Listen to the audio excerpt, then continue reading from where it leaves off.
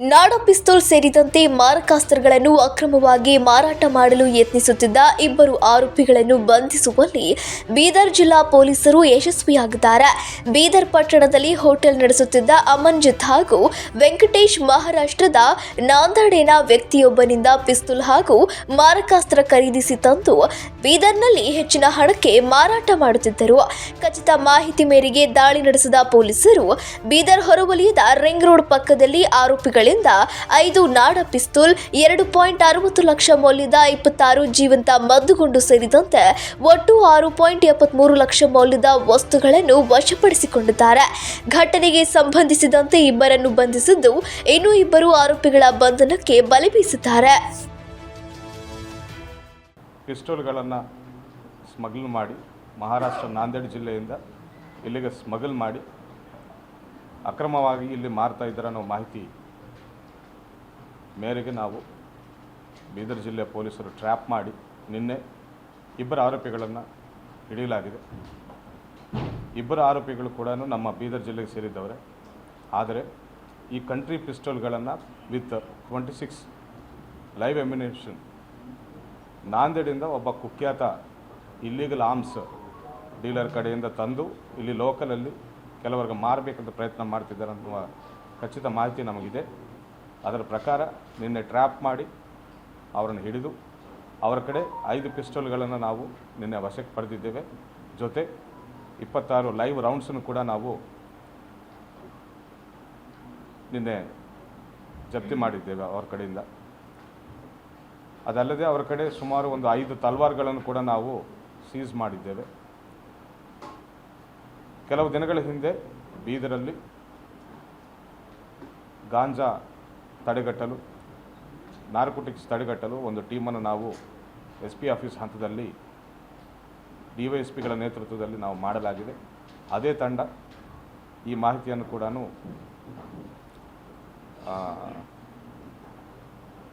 ಪಡೆದು ಈ ಆಪರೇಷನ್ ಕೂಡ ಮಾಡಿದ್ದಾರೆ ಅಂತ ನಾನು ಹೇಳಕ್ಕೆ ಇಷ್ಟಪಡ್ತಾ ಇದ್ದೇನೆ. There is a procedure to get weapons. Legally weapon ಪಡೆಯೋಕ್ಕೆ ಒಂದು ಪ್ರೊಸೀಜರ್ ಇದೆ.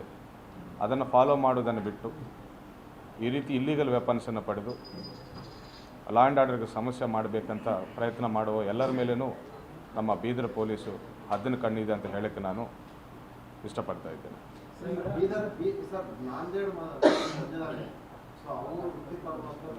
ನಾಂದೇಡಲ್ಲಿ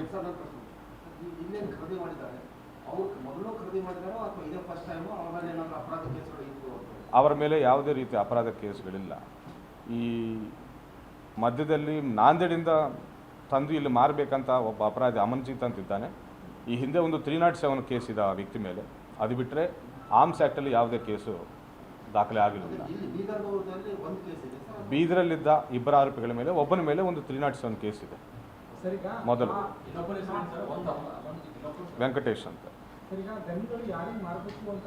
ಇಲ್ಲಿ ಒಬ್ಬ ವ್ಯಾಪಾರಸ್ಥನಿಗೆ ಕೊಡಬೇಕಂತ ಪ್ರಯತ್ನ ಮಾಡ್ತಿರುವಾಗ ನಮಗೆ ಮಾಹಿತಿ ಗೊತ್ತಾಗಿ ನಾವು ಅದನ್ನು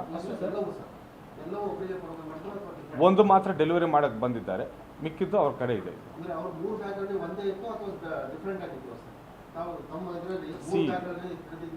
ಹೌದು, ಎಲ್ಲ ವೆಪನ್ಸ್ ಒಟ್ಟಿಗೆ ತೊಗೊಂಡು ಬಂದಿದ್ದಾರೆ. ಇದನ್ನು ಯಾರು ಕೊಡೋಕ್ಕೆ ಬಂದಿದ್ದಾರೆ ಅಂದ್ರೆ ಅಂದಾಗ ಮಾತ್ರ ಅವ್ರ ಹೆಸರು ಹೇಳಿದ್ದಾರೆ.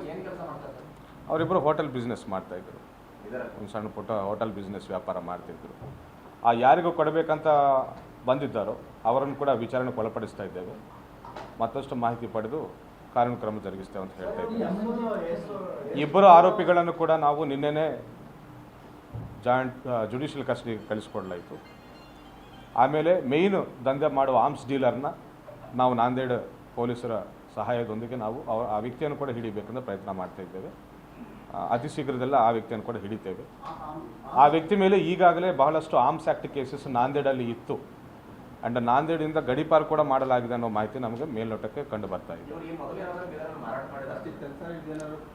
ಈ ನಿನ್ನೆ ನಾವು ಜಸ್ಟ್ ಟ್ರ್ಯಾಪ್ ಮಾಡಿ ಹಿಡಿದಿದ್ದೇವೆ. ಇನ್ವೆಸ್ಟಿಗೇಷನ್ ಡೀಪಾಗಿ ಮಾಡ್ತೇವೆ. ಎಷ್ಟು ಮಾಹಿತಿ ಬರ್ತದೆ ಅಷ್ಟು ಮಾಹಿತಿ ಮಾಧ್ಯಮದವ್ರ ಜೊತೆ ನಾವು ಹಂಚ್ಕೊಳ್ತೇವೆ. ಅದು ತಿಳಿಬೇಕಾಗಿದೆ. ಆಬ್ವಿಯಸ್ಲಿ ವೆಪನ್ ತೊಗೊಂಡು ಏನಾದರೂ ಒಂದು ದೌರ್ಜನ್ಯ ಮಾಡೋಕ್ಕೆ ಪ್ಲ್ಯಾನ್ ಮಾಡ್ತಾ ಇರ್ಬೋದು. I am very happy that ಅವ್ರ ಬೀದರ್ ಪೊಲೀಸ್ ಮಧ್ಯದಲ್ಲಿ ಇಂಟರ್ಸೆಪ್ಟ್ ಮಾಡಿ ಯಾವುದೇ ಅನಾಹುತ ಆಗೋಕ್ಕಿಂತ ಮುಂಚೆನೇ ಈ ರೀತಿ ರೇಡ್ ಮಾಡಿದ್ದನ್ನು ಹೌದು ಆ್ಯಕ್ಟಿವ್ ಇದೆ ಆ ಜಾಲ. ಇಲ್ಲಿವರೆಗೆ ಯಾರ್ಯಾರಿಗೆ ಮಾರಿದ್ದಾರೆ ಅನ್ನೋದನ್ನು ಇನ್ನೂ ತೆಗಿಬೇಕಿದೆ. ಅಷ್ಟು ಜನರ ಕಡೆಯಿಂದ ನಾವು ವೆಪನ್ ಸೀಸ್ ಮಾಡ್ತೇವೆ. ಒಂದು ವೇಳೆ ಈಗಾಗಲೇ ಮಾರಾಟ ಆಗಿದೆ ಅನ್ನೋದು ಖಚಿತವಾದರೆ ಮಾತ್ರ ಅವ್ರ ಕಡೆಯಿಂದ ಕೂಡ ನಾವು ವೆಪನ್ ಸೀಸ್ ಮಾಡ್ತೇವೆ. ಸುಮಾರು 1 ಲಕ್ಷ ಅಂತ ಹೇಳ್ತಾರೆ. It is a black market. ಇದು country pistol, it is not some ಇದು ಲೀಗಲ್ ವೆಪನ್ ಅಲ್ಲ, ಅದು country made pistol. So they are selling it for 1 lakh rupees ಅಂತ ಹೇಳಿ ಒಂದೊಂದು 1 ಲಕ್ಷಕ್ಕೆ ಮಾರಬೇಕಂತ ಇದು. ಅದಕ್ಕೂ ಇದಕ್ಕೂ ಸಂಬಂಧ